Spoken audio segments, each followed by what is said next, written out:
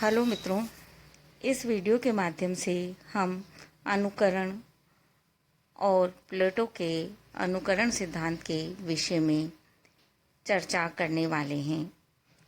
हम इस विषय की चर्चा को आगे बढ़ाएं उसके पूर्व आप इस लिंक को सब्सक्राइब कर घंटी बजा लीजिए ताकि हमारे आगामी वीडियो आप तक सुगमता से पहुंचते रहें। मित्रों, सर्वप्रथम बात आती है अनुकरण क्या है। मनोविज्ञान राजनीतिक स्थायित्व एवं नवनिर्माण के आधार के रूप में जीवन की सहज गति हम अनुकरण को मान सकते हैं।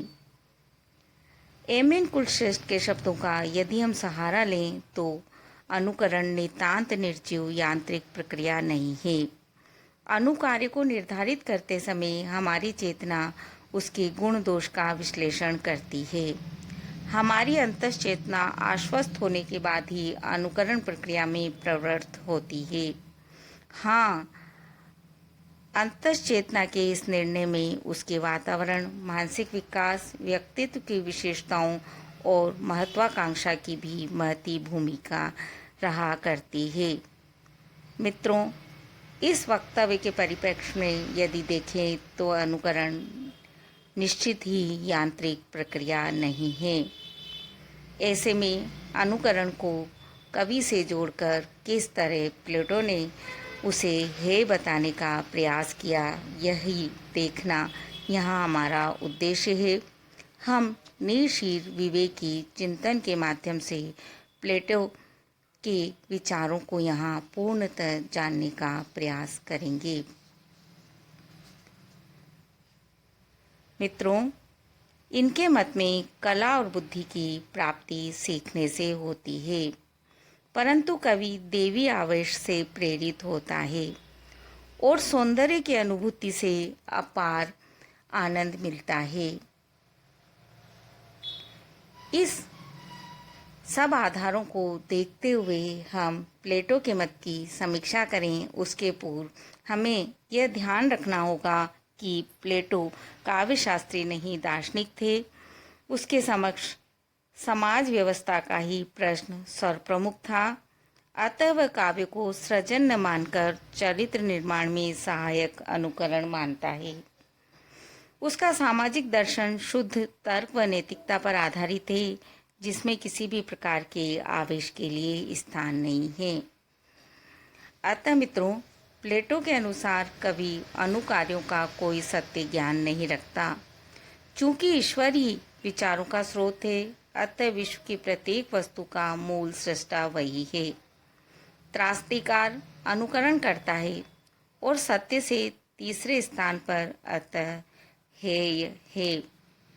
होमर के महाकाव्यों इलियड और ओडेसी के माध्यम से प्लेटो सिद्ध करते हैं कि कवि देवताओं, महापुरुषों और योद्धाओं को ऐसे पतित रूप में प्रस्तुत करता है जो नवयुवकों के चरित्र पर बुरा प्रभाव डालता है, अश्रद्धा जगाता है, जबकि देवता सदैव शुद्धतम आदर्श चरित्र से युक्त शिव रूप होते हैं।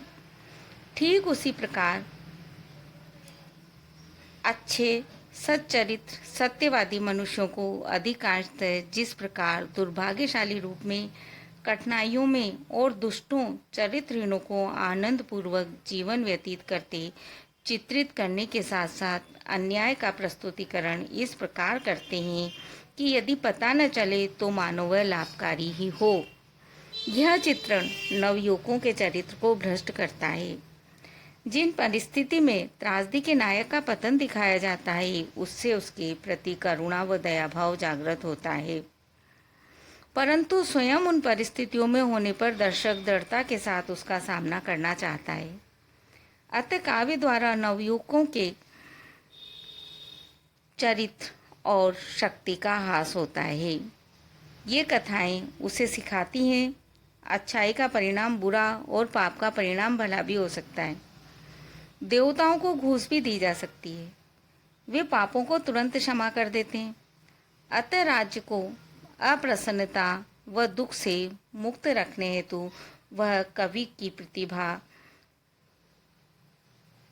और चमत्कारिक शक्तियों से युक्त मानते हुए भी आदर्श राज्य में स्थान नहीं देता। इसीलिए वह अभिनय में भाग लेने के संबंध में भी संतुलित, पवित्र, स्वतंत्र चरित्रों के अनुकरण की बात कहता है, जिससे उसका ज्ञान अभिनेता के जीवन पर कल्याणकारी प्रभाव डाल सके। वह अभिनय की शैलियों का निर्धारण सरल जटिल में कर आदर्श नगर के लिए सरल शैली को ही सही मानता है। सामान्यतः प्लेटो को कवि के घोर विरोधी के रूप में चित्रित किया जाता है, परंतु हम यहाँ उसका दूसरा पक्ष भी विवेचित करेंगे, जिसके अनुसार कवि से उसका कोई द्वेष नजर नहीं आता। वह उदारता से यह घोषणा करता है, जब कभी कवि का पक्ष अपने ऊपर लगाए आरोपों का खंडन कर देगा तो उसे आदर्श राज्य में स्थान दे दिया जाएगा। वह ईश्वर भक्ति, देशभक्ति तथा मानवीय गुणों की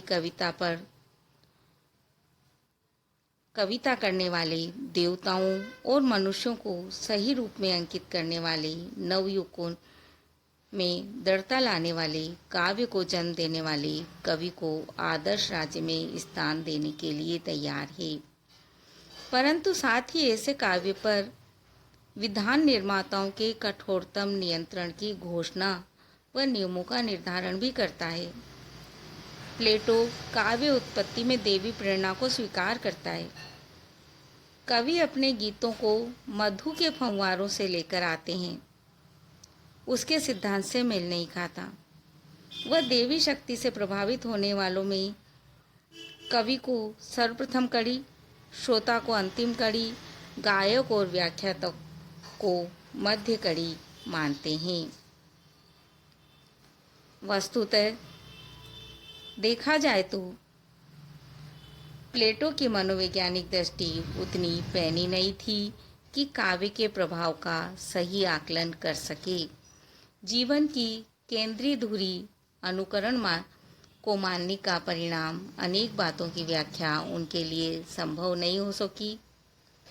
वस्तुतः वह काव्य की प्रकृति को ठीक से नहीं समझ सके, परंतु फिर भी हमें यह तो स्वीकार करना ही होगा कि उन्होंने जो भी किया, जो भी विचार रखे, वह मनुष्य मात्र के हित में देखने के लिए हैं।